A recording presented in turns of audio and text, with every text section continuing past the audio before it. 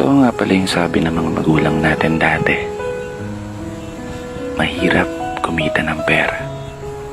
Kaya naman, lagi nilang paalala, anak, mag-aral ka ng mabuti. Dahil yan lang ang sandata na maaari naming maipamana sa'yo.